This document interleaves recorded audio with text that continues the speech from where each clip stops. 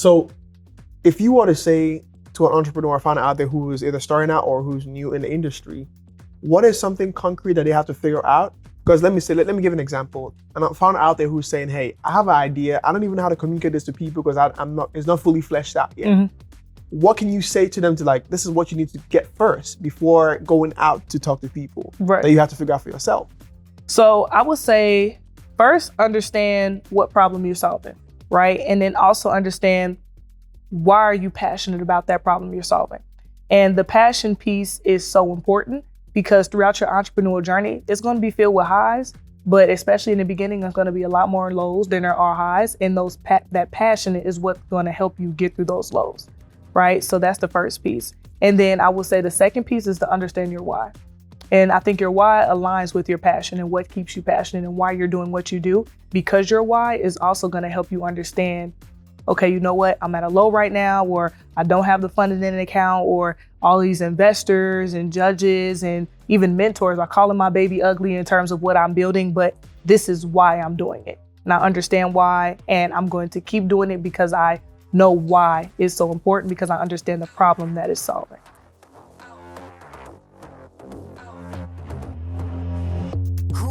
With me, I'm at the top, that's 1, not 2 or 3. This real life, baby, don't make believe. I just make it look easy like ABC.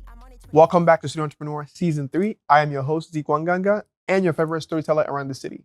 On this show, we dive into the real stories of founders, funders, and builders who are shaping underdog cities, uncovering what it truly takes to launch, grow, and scale a business. Whether you are an entrepreneur, just someone who wants to learn about entrepreneurship or invest, we have founders who can give you different aspects of entrepreneurship. Now, as I always say, there is no BS on this show, just real people, real stories, and practical insights you can use. Before we get into the show, I want to give a shout out to our sponsor, Casey Source Link. If you're an entrepreneur in Kansas City looking for funding, trying to scale your business, mentorship, go to caseysourcelink.org and get the info. Now back to the show. If you've ever owned a dog, you know the feeling. You leave, lock them in a crate, and the guilt hits. It feels less than care and more like punishment. What's wild is that the pet industry is worth billions, but crates haven't changed in decades. Nobody has touched it. Well, not until now, because my next guest has done something about it. Our guest today is Jonaie Johnson. She is the founder of Interplay, a smart dog crate that feeds, waters, and connects with your pet even when you are not at home. She built this here in Kansas City and took it through Techstars, and now she's heading to Chicago. Now, on a second note, she's going to Chicago, and I think a lot of people are saying that's good for her, but I've got a different question for her. Why is she leaving to Chicago? Why does Casey keep losing talented founders? Now, that's what we're going to be digging into today. Please help me make welcome Jonaie Johnson. How you doing? Going on, Z? Welcome to the show. Pleasure to be here.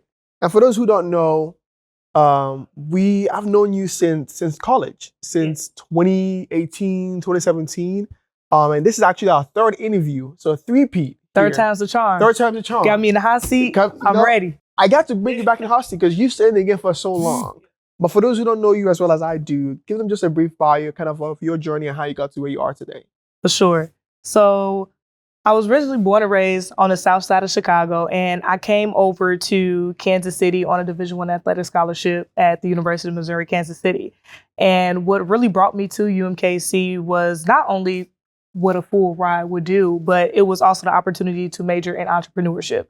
Because during that time, entrepreneurship was relatively a newer field of study, and many other organizations and colleges either let you major in entrepreneurship, but it was more like an emphasis of it, yeah. Yeah, either they would not let you major in entrepreneurship, but they would either have you do a minor, or the type of entrepreneurship you're studying was more related to corporate, small business, or nonprofit rather than tailored towards startups. And that's something that UMKC offered. And that's what was the major selling point for me. So throughout my time at UMKC, we were able to be the first team in school history to win a conference championship. I also was selected as the 2020 UMKC Student Entrepreneur of the Year. Then following graduation, that's when I jumped in the work field, but I also was working on Interplay full time. But it was throughout my collegiate entrepreneur journey that really set the foundation for who I was able to become in Kansas City. And I always have to give credit for UMKC for not only their entrepreneurship program, but more specifically their eScholars program for really not only molding me, but providing me with the tools, skill set, and mindset characteristics. And well, not even that, mindset, pigmentation. No, that's not the word I want to use. Let's say mindset shift to really be able to get my business started by pouring into me with the resources, curriculum, and everything I need to set a strong foundation for the business. So tell me this. Obviously, it's been, I think, since the last time we chatted, it's been probably 3 years plus now. What have you been up to? Because I know you've been different pitch competitions. I think you did something with Ford, I believe. You did so many. Give us kind of a run through of different things you've been outside. You've also, were you on Techstars as well? Man, I've done so much since our 3 years ago, Zeke, and that's why I'm glad to be back in the hot seat. So we've been a part of the top entrepreneurship and startup programs in the country. I was able to be selected as a Mars Pet Care by Royal Canin Fellowship. So they flew us out to France to the Royal Canin headquarters, and we were it was 12 people. They selected 12 people globally, and I was with the best and the brightest of the pet industry around the world. Following that, I was selected as the Ford Philanthropy Fellowship. And with that, they selected 142 people internationally to be a part of that fellowship. While it was virtual, it still was very selective, and it was eye-opening to not only the innovation that's happening worldwide, but also how people are being impactful and what their mission is behind that innovation. And following that is where I was able to get into Techstars. So I was in the Techstars Atlanta by New Orleans cohort, powered by JP Morgan and Chase. So I really got time to dive deep, not only into the Atlanta startup entrepreneur ecosystem, but also San Francisco, LA, Miami, and New York. And it was all through that Techstars journey where it really opened my eyes, and not only opened my eyes, but immersed me in other entrepreneur ecosystems outside of Kansas City. And that's what really had brought me most excitement and enjoyment. Dang, you've gone to France, you've been with Techstars. Talk to me about, leaving the country, going to Europe and coming back. Because I think once you leave the brackets of the United States, it gives you a different perspective. What did that do for you or to you and your brand as a person, also your business? So what that did was open my eyes beyond what we're doing as a company. And for me, it validated what we're working towards, because I always wanted Interplay to be an international play, right? No pun intended. No pun intended. Right. But when I got to France and I'm seeing the innovation in the pet, and more specifically the dog industry, and I'm getting validation from pet industry experts at one of the largest pet conglomerates in the country, being Royal Canin, that's when I knew it and solidified me, like, you know what, you're solving a true problem. You're on the right track. And no matter what challenges and hurdles you're continuously experiencing as an entrepreneur, this is further validation that it's worth it. And being in Europe, it opened my eyes to a lot, just culture-wise, right? That was my first time overseas. And I will say I traveled by myself, did it all alone, and I was excited to be able to not only meet the group of founders that I was there, but also just the team at Mars. They were phenomenal, very welcoming, and even Royal Canin as well. They went above and beyond, and we even got to meet the mayor of Montpellier. So it was in Montpellier, France, and being in that ecosystem, not only learning more about what they're doing on the startup side and the innovation space, but for me, it was just culturally seeing the new styles and the new swag when I'm going to the mall. I'm like, man, we don't have this in the US. Yeah, we definitely do not have but this in the Midwest. But it's funny because my highlight of the trip was actually going to McDonald's. Like, literally. That's crazy. The McDonald's over there is good. It is delicious, right? So I guess they have different regulations on their food there. So they don't have all the preservatives and everything in it, and it's more fresh. Let me ask you this, though. Is the fries French? Yeah. Because they always say French fries. What is French fries called in French, in France? So look, this is a funny story, right? So I'm going around and I'm in there, I'm in France, right? And I'm looking around as I'm walking, I'm exploring the city, and I'm like, man, everybody got French bulldogs. What's that about? And I stopped. I was like, you're in France. Yeah. Yes, you're in France. So I'm guessing you don't call it French fries, you just call it fries over there. Fries are from around here, maybe. But let me tell you, McDonald's, they got crinkly fries. They come in like a actual box and container. I will send you the picture so you can like slap it on this video or something. Coming in like, it's like a 5-star meal at McDonald's. Like, Because it's that's the real thing too. deal. Like the fast food we see here, when you go outside the country, is much bigger and way, way nicer. It is. Than the one you see on your street corner. Yeah, no, they take a lot more time. I'm like, they take their job very seriously. That's right. They take it over there very or something. seriously. And I think also that's a branding thing too. Like on the outlook, you want to be able to be represented outside, right? Exactly. Tell me this. Me being an immigrant from Nigeria to the US, I obviously had a lot of culture shocks. What was one of your culture shocks being in France for the first time, not even being out, not even speaking French? Tell me your culture shock and just being in that different environment. All right. Here we go. So I have two. Go ahead. All right, just in case you got to cut this one. So my real one is the fact that there are no oversized people in France. In France. Like literally everybody has a lean physique. And I don't know if it's because of what they put in the food or what they drink in the water. But I realized that, and it was really shocking because I was in the airport. I was in Charles de Gaulle. My mom called me like, hey, you're taking a layover flight to get to Montpellier. It's going to be with Air France. She said, but just be aware because the seats are probably going to be a little smaller because they are smaller in that country. And I looked around. And I'm like, whoa. Wow. There are no fat people. Wow. In France. Yes, in France. I'm definitely not gonna cut that one out. So that was real. Okay, go to the next one, but I want to come back to that though. Go to the next one. What was your second one? And I will say the second one for me was the architecture. I will say you can see the Roman influence in the architecture, and I'm a Fast and Furious fanatic, I will say. So I don't know which one it was. You know, it's like 20 of them. But one of them, they were overseas, and it felt like I was in a movie. I felt like I was on set of Fast and Furious. I'm like, wow, these are like modern, not even modern, but more like you can see the ancient history in it, but it doesn't feel old. Ooh. And that was when I was really like, you're in France. Yes. You are out the country. In France, yes. Yeah. So I think this is a question that I have. I think that's probably the thing. It's more because you talked about they might not have any preservatives in McDonald's there, but I think maybe that's a US thing where there's this, corporations, whatever they do to be able to be the ones who dominate the market. Might that be a thing that, the government there is much stronger on that side, or maybe, is it the food? What's your take? I think it is the regulation. The regulations on there. It's the regulations on the food. Because I mean, I've never had that. That's a different perspective. I've never thought about that. Wow, okay. Because I think you see the way people look in the US and you go, you're like, oh, that's different. Yeah. Okay. And everything there is raw. That was like another culture shock for me. Like when I was ordering salmon, and I'm like, okay, I'm excited about this. And I'm like, I'm envisioning my salmon how we get it in the US. I ordered salmon there, and it was looking back at me. It felt like I just went fishing, put the salmon on the hook, and slapped it on the plate. And I was like, okay, this is not quite what I thought I ordered, but when in Rome, do as the Romans. Wow, okay. And their portions are smaller. Like everything is smaller over there. They take like shots of espresso. It's not like, how we have big coffee cups. That's right. Just like this. Theirs is like a fraction of this. Just like a shot of espresso. They take just a shot of espresso and they good for the day. I could not survive. Yeah, that's their coffee routine. I could not survive in France. And even the cars, like all the cars are small. All the cars are small. Like when you see like big trucks here in the US, I was like, that's a US thing. Because they say that too. Like, oh, the US, they like big stuff. And I came back home and I was like, man, we just look like greedy. We look greedy over here. Looking at different, wow. Yeah. Okay. I guess that's why they say everything is big in Texas. Okay. That makes sense. Okay.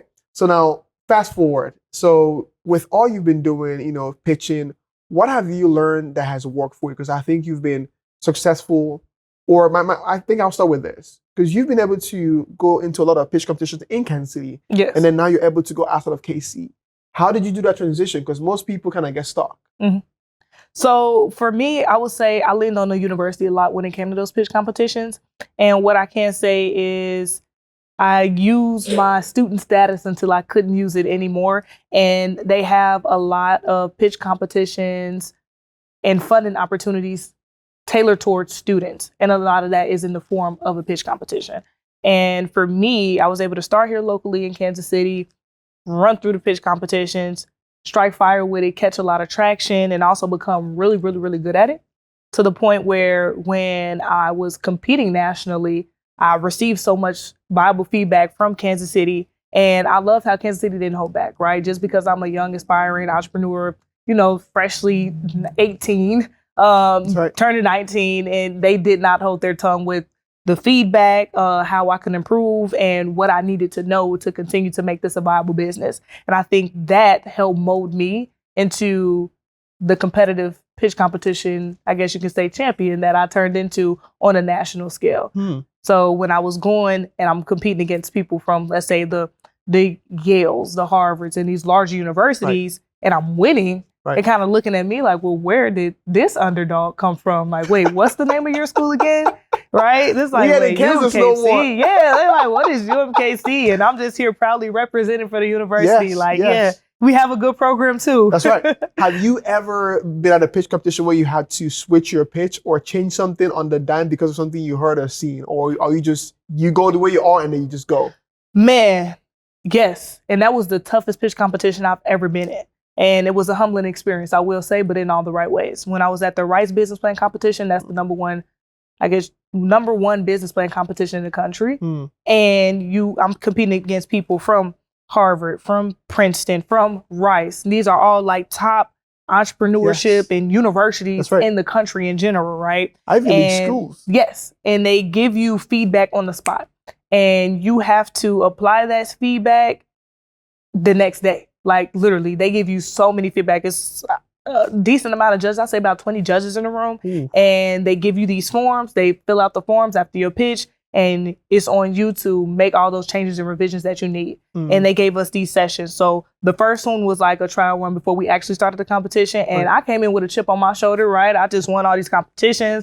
I'm at Rice. I'm representing from UMKC. And they ate me up. They did. Nah, you gotta reset. They're like, no, you need to do this. Why is this that way? These financial projections. And we need to see this, that, and the third. And while it was almost like they were nitpicking, which they were, it was helpful because it had me think about the business in a way from an investor's perspective and making it that much more polished, right? To the point where after I left the competition, now people are looking at me and they don't have any more questions about it. The next step is like, okay, well, we'll run this through XYZ and see how we can get you the opportunities that you're looking for. And I will say that competition and providing that feedback and being coachable in that instance and almost vulnerable a little bit like, whoa, you know what? Maybe my shit do stink a little bit. Like, let me go ahead and clean this up. And although I was able to win those pitch competitions, this is the real deal for real investment dollars. And was able to make those revisions and continue to have success. Wow. So tell me this, though, because I know as an entrepreneur, you obviously have your MVP, where you started versus where you are today. What, in all your travels, your pitch competitions, and all the mentors you've had, compared to where you started, what are some things you've been able to change either in yourself or you've had to learn about yourself, about your business that you didn't know until you were able to leave the brackets of what you know? Rephrase that. So what are some things you were able to learn or grow from as your business? Like when you started, when you launched your first MVP, when you launched your business, what are some things you did not know was important that you had to learn as you were meeting with these new investors and things like the feedback you were getting? What are some key things you learned? Man, I think it'll be easy to answer. What didn't I learn? That would be a lot easier to answer because as a first-time young founder, this is my first time in these space, my first time in these rooms. I'm learning everything as I go. And the only thing that is helping me be in the know is my coachability and my will for continuous curiosity, wanting to know more and wanting to learn how I can be the best me possible every time I step in a room. And I'm understanding, and I guess you can say also aware enough to know, like, you don't know everything. Right? It's a lot more that you don't know than what you do know. But I was able to surround myself and strategically assemble a diverse board of advisors who alleviated a lot of those skills gaps that I did have. So when I was walking into those rooms of what I didn't know, I was able to go to my board beforehand like, hey, this is who I'm meeting with. This is kind of where I am. This is where I'm looking to present.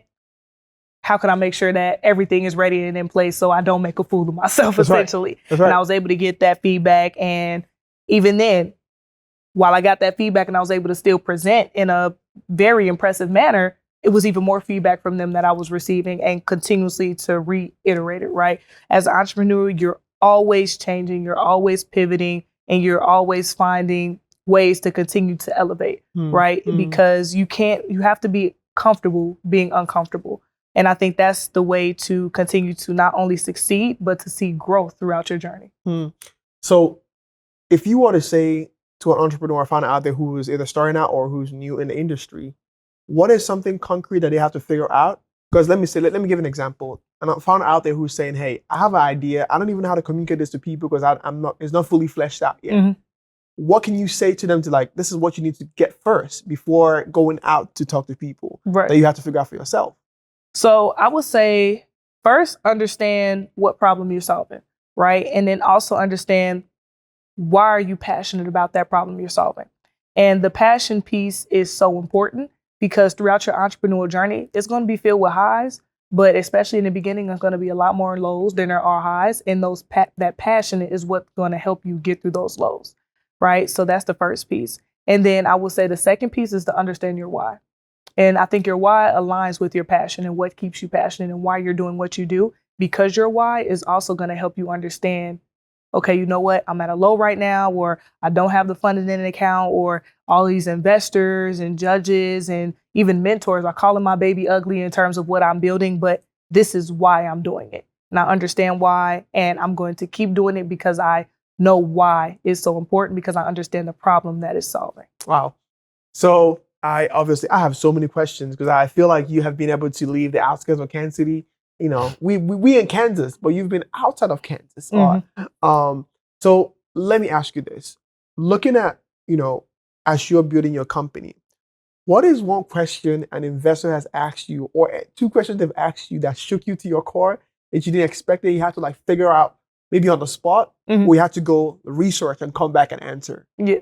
So one was when I was at the Rice Business Plan competition, they was like, what is your moat? I was like, moat?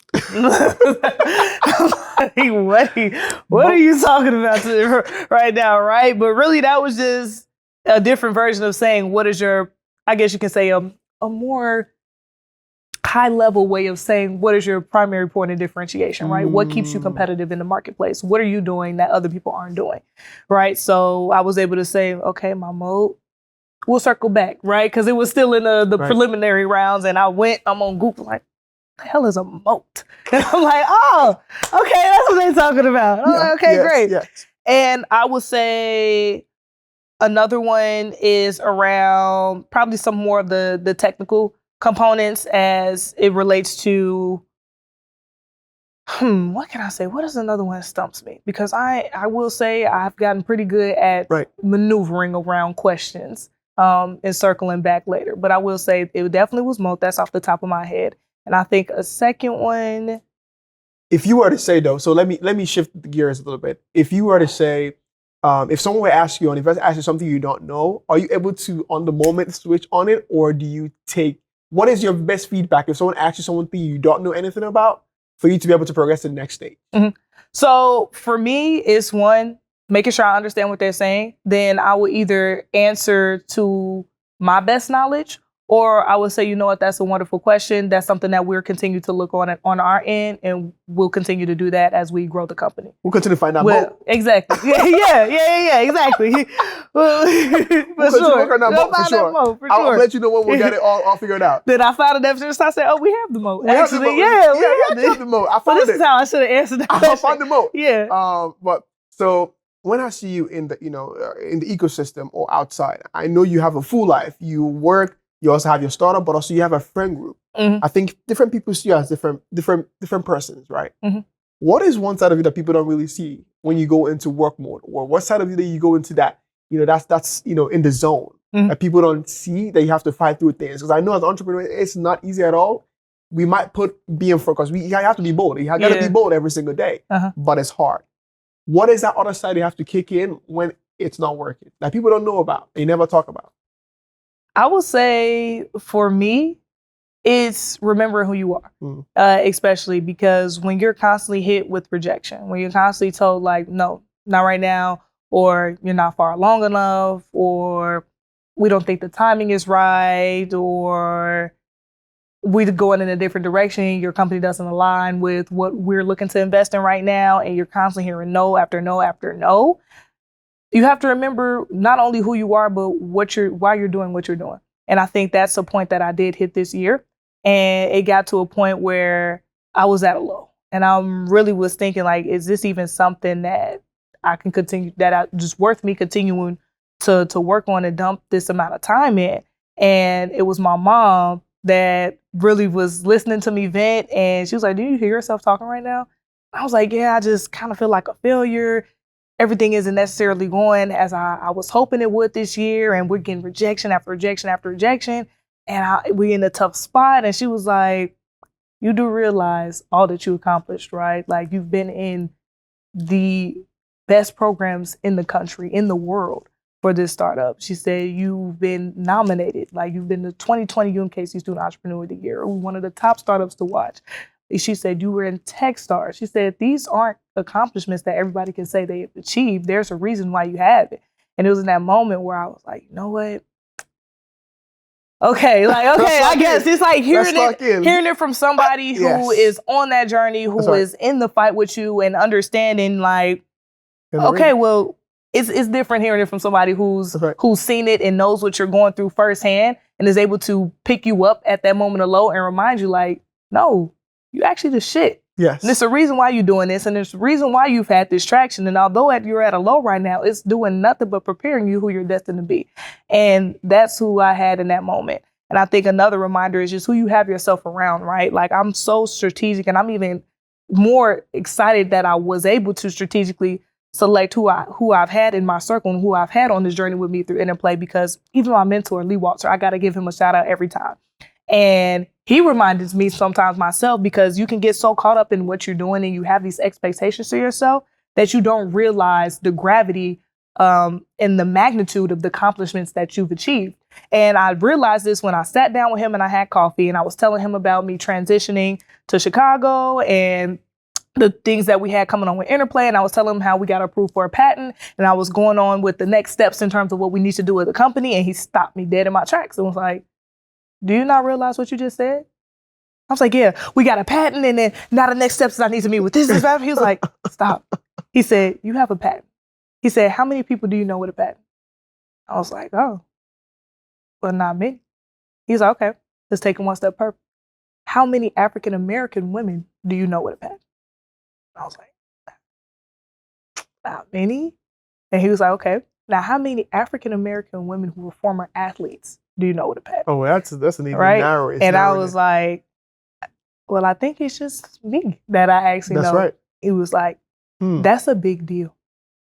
And then it was that moment where I literally had to sit down, step back, and reflect on everything that I've done and how far that I've come. I was like, you know what? Enjoy the journey more. You know, as founders, we have this vision. We see where we want to go. We know where we want to be. And we're going head down, trucking to the hills by any means to get to where we want to go. And sometimes you need to step back, reflect, and look how far you've come, so it doesn't seem like you have as far to go. Mm-hmm. Wow, that is, yeah. You could summarize, put it together right where mic drop, mic. Yeah, you put that down. I know one of the things that for sure as an entrepreneur that no one told me about, I had to learn on the way, is you have a vision, you're excited about it for the first month. You're kicking, you're balling, you're everywhere, everything is happening. But no one tells you how long it's going to take for you to get to your goal or whatever the goal is for you, because it never actually happens. Yep. Because like you keep grinding. It's always one thing you got to solve to the next thing. But no one tells you it's not going to happen in the first year, the second year, the third year, the fourth year. It's not going to happen. But you're going to keep being in the game. What is something that you've either heard or seen about entrepreneurship, or you've learned by yourself and no one told you going into this game? I would say, being a former athlete, what I've learned and seen myself is the crossover of the athletic mindset and the entrepreneur mindset. And that crossover is why so many former athletes make phenomenal entrepreneurs. And it is that grind, it is that resilience, and the will to continue to not only prove people wrong, but not take no for an answer and see no is not yet, or that continuous coachability aspect that you get on that athletic side that translates to the entrepreneur side. And it's that mindset and that will that you have as an athlete. You continuously in grind mode. You're always trying to improve your game. You're always trying to be the best of the best. And it's no different on that entrepreneurial side. And I think for me, being able to take that mindset that I had on the athletic side and bring it on the entrepreneurial side is why I've been able to have a lot of success as an entrepreneur, but also continue to will and grind it out even through some of the lowest points, even at the one that I faced earlier this year. Wow. Now, the reason why, I've started the show to talk about kind of your journey and kind of your grind, because I always, as an entrepreneur myself, as a founder myself, I believe if investors were to see the person behind the company, know, their moat. That's the word of the day. The word of the day. Moat. Your moat. Put that on the episode. Moat. Put the episode. This is going to be on the episode, moat. Do you know your moat? Do you know your moat? They can get a chance or a view into the person's like, this is something you want to invest in because they are going to stick on this till it succeeds, right? Because that's the biggest thing. But I'll ask you this. If an investor is watching right now, what is your elevator pitch? What are you telling about a company? And also, I want you to dumb it down for someone like me who doesn't understand your industry at all. All right, and go. Now I'm in pitch mode, activated. So, come off and I say, at Interplay, we turn your dog's crate into a home with our patented product, the PlayTatch. So with the Interplay PlayTatch, you can now remotely control your dog's crating experience from a click of a button. You can dispense food and water to your dog, see and talk to your dog, and play music and sounds, all from your phone while away from home via the Interplay app. You simply install the Interplay PlayTatch to your existing dog crate or a stand that we sell separately, download the Interplay app to your mobile device, and then from a click of a button, you can interact with your dog. So with Interplay, when you're away, you can know that your pet is okay. That is beautiful. That is very fun. That is very French. That is very Techstars. That is very elite. That is very first class.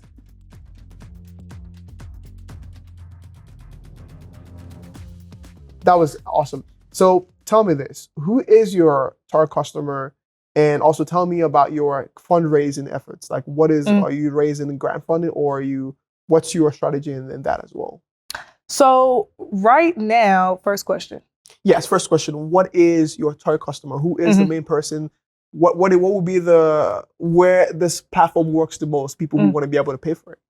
So our target customers are the tech-savvy dog parents between the ages of 25 to 45. They crate their dog, they're apartment dwellers, the corporates, they have to work to go to their 9 to 5s, and they're always away from home, whether it's for their job or daily events or whatever life's take you. Those are our target customers, and potentially ranging anywhere over $50,000 annually. Sweet. Are you raising funds? How are you doing that? And what's the vision there? So to date, we've raised over $360,000 in funding, and 100 of that was from Techstars. Well, actually 120 of that was from Techstars. And right now we are raising a $500,000 pre-seed round in the form of a convertible note. And I will say our funding to date has been a range of mostly pitch competition wins. I will say grinded it out there. Yes. The Techstars came through with that investment as well. And then we did receive a grant from Digital Sandbox here in Kansas City as well. Shameless plug there. But I think right now, as the funding scene is honestly not the greatest right now, it's actually atrocious, if you will. And it's gotten so bad to the point where you see a lot of startups that are overqualified for opportunities, funding opportunities, applying and getting in because it's kind of like survival of the fittest, at this point here. But I will say I'm kind of taking a unique approach with targeting different angels and even potentially athletes that are looking to get into tech, or as you see more athletes getting more money with NIL deals or whatever, finding ways for them, they're interested in investing. They kind of like may not know exactly what it's about. So kind of targeting different people who have that, I guess you can say, spend or what would we say?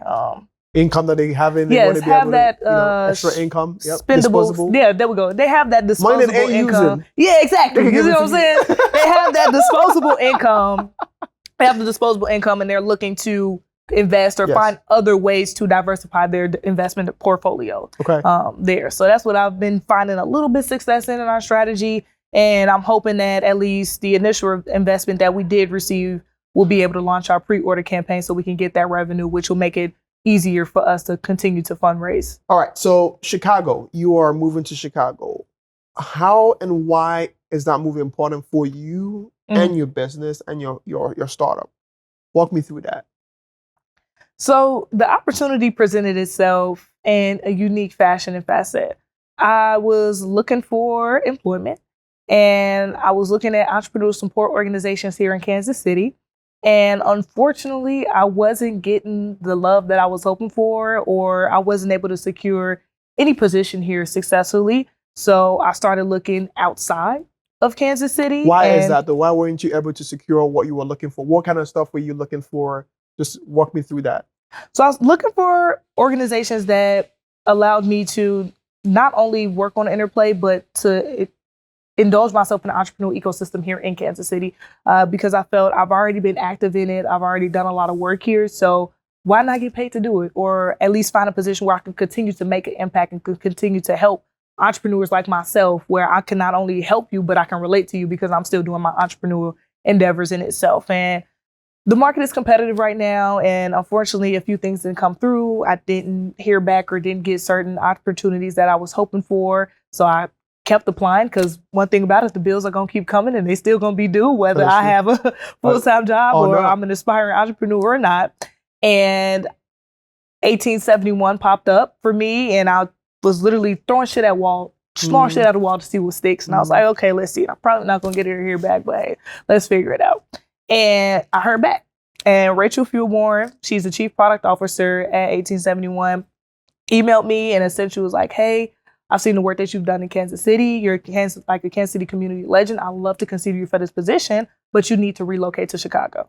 And in that instant, I was like, God, do you hear me? Like, have my prayers been answered? Right? But I try to refrain from getting too excited, because it happens time and time again where it's like, oh, okay, I'm like a perfect opportunity, and you hear nothing back. Right? Like the ghosting in the job market has been at an all-time high, unfortunately. But Rachel is actually from Kansas City. Right. So we're the inverse of each other. So she's from Kansas City, went to Chicago, then came back to start a family and everything. But she still is the chief product officer at 1871.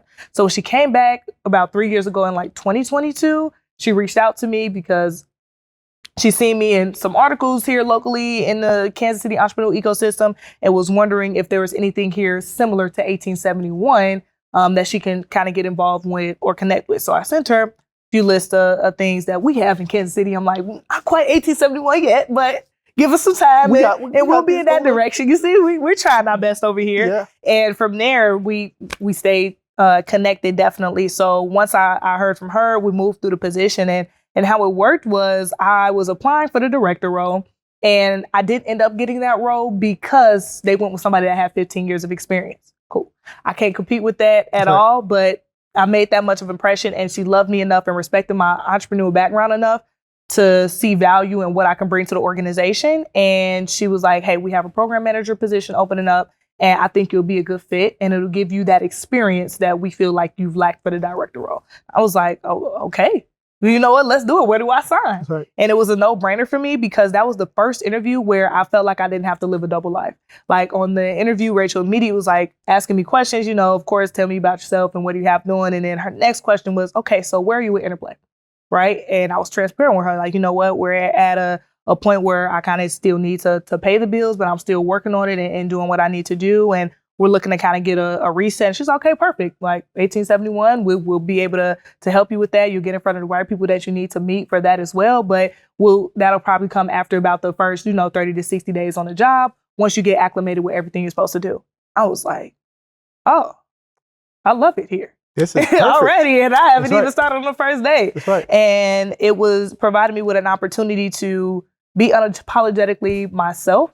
And it was my entrepreneurial endeavors were not only respected, but viewed as an advantage for me as well. Because I was able to bring that founder mindset, because who knows better what founders want and need than a founder themselves. And that's something that I was able to bring. And that's something that Rachel saw as something that was unique characteristic for me. And I was happy to be on the team. Wow. I mean, I think that's the perfect match of like you being able to use something you've been doing for years as opposed to like just dumping that and going into, a full-time job. Exactly. I think that's always the challenge that most people face. Should I leave my full-time and start a business, or should I leave my business and go into a full-time because this is not paying my bills? Right. Which I don't think that should be an option. I think you should be able to have a job that helps you build what you're building, because once you're building that, it also helps the company as well. Why do you think, though? Because I know you are not the first, second, or third entrepreneur founder I have spoken with who either is no longer in KC or is part-time in KC because they have something else they're doing outside, right? In your own experience, because I know you also network with other founders who have been outside of KC. Yep. What have you seen to be the reason why that is? So the exact reason what I see that is Kansas City is a great place to start. It's a wonderful place to set the foundation for what you're trying to build.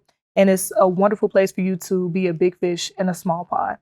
However, once you reach a certain size, you tend to outgrow that pond, right? So once you get to that stage where you need to scale or expand outside of the resources that Kansas City has, that's when you start to find more success and traction in other ecosystems. Not because Kansas City isn't good at what they do, but because those other ecosystems take you to the next level that you need because they have those resources at that next level to take your company from that early stage to kind of like later, more growth stages. And they have the market to handle that as well. I see. Okay, so it's more like a scalability that's the next level of things. Also, because I know with your platform, you need that like corporate environment, people who are always at work, people who want to be able to, they're leaving their pets at home, but they need to be able to take care of them while they're at work. A bigger market, they'd be able to be a fit. Great place to start, but then when you want to scale, you want to be able to get to other places. And then also it's kind of that sweet spot, right? So Kansas City, you can get early stage funding, right? Like idea concept stage with Digital Sandbox, but it reached a point where now, okay, I have the idea, I have this MVP, I know I'm solving a true problem, I know I have a moat with everything that I'm doing, right?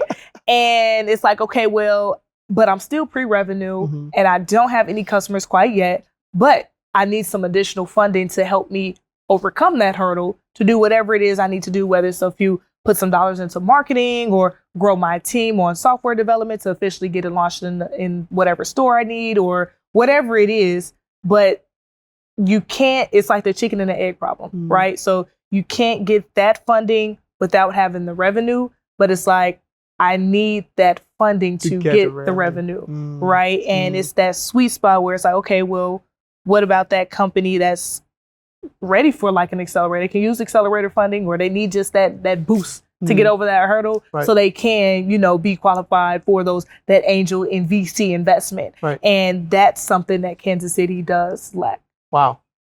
You explained it perfectly. Now, as we're getting to the end of the show, I know you've already talked about UMKC being a great resource for you and being able to help you as you got started. Are there any other resources you want to put some people on game as you're leaving KC? Put some other people on the game to be able to come behind you. What are some things you want to put out there for, even if it's resources or just mindset things or whatever you want to put out there for people who are watching this and saying, man, I've been looking up to you. I want to be like you, but you're leaving. What should I do? So the first, I want to highlight a few resources, especially depending on what stage you are in the company. But early stage, I would highly recommend the eScholars program at UMKC. Is open to both students and non-students as well for people within the community here in Kansas City. I also want to highlight Porterhouse KC, what Dan is doing over there. Great work with helping your company. He also has a few pitch competitions that he's had there as well. But I think in terms of navigating these resources, in terms of seeing what you're a right fit for, KC SourceLink has done that tremendously. Shameless plug there, at least with connecting it, I will say. Because even when I have been talking with people in Chicago and I'm like, well, do you have something like a Kansas City SourceLink? And they pause. They're like, actually, we don't have that, right? So I think having a connector at the heart of that is what's great, because I say all the time, the key to building community is collaboration. And by connecting everybody, Kansas City SourceLink does a great job at igniting that collaboration. And I'll also say Keystone Innovation District as well. What Kevin has done here has been phenomenal. I've literally seen him grow it from zero to continuing to emerge to hero. And I think having a space where entrepreneurs and founders can go is one thing, right? Because it's different going to events and it's different going to things virtually, but having a sound space where I can come in and be like, hey, I'm having this problem here. Do you know anybody that can help? And being able to pinpoint somebody there, right in that moment, or being able to say, hey, this founder has done it already. Or you know what? Hey, we have a workshop coming up on Wednesdays that you should attend. And having those community events in places where it can be held is unspoken for. And it creates a very sustainable and living, breathing environment. And it's oftentimes the the heart of a successful ecosystem. So No, I think you put it together perfectly. I mean, you've been in the game for a long time, so you know what you're talking about. So Yeah. I'm just asking the questions. I need to give myself too. I'm writing notes right now, trying to get it down. yeah, I'm dropping. I'll you drop the dropping- nuggets. I'll share the love on my way Yeah, out. on You your know, way out, like, this is what I'm you not need to gonna do. gatekeep. That's what we need. You know, Yeah. you're way out. You've done a lot of great things, but also obviously, I'm always inspired by you. And even the Thank way you're moving now going to Chicago, that's a whole new opportunity to open up Yep. there because you're showing how it can be done, right? Mhm. If you get to a point where you need to be able to scale and go to the next level, Mhm. you're doing it right? You're not just like moving and carrying my bag. No, you have an opportunity that's taking you somewhere else Exactly. to keep growing. Mhm. So inspired, I'm always tap in. But final question. Yes. Question. What do you want to say to KC before you leave? Peace out. No, I'm kidding. I'm kidding. I'll catch you. Don't let the door hit you, mother. I'll catch you at the airport. Yeah, I'll see you on the flip side. No, honestly, I just want to give Casey a genuine thank you. Throughout my time here, I came here as a young adult coming in. It was my first time on my own, really, here in Kansas City, and it turned into my home away from home. And I've thoroughly enjoyed how inviting everyone has been in the community and helpful.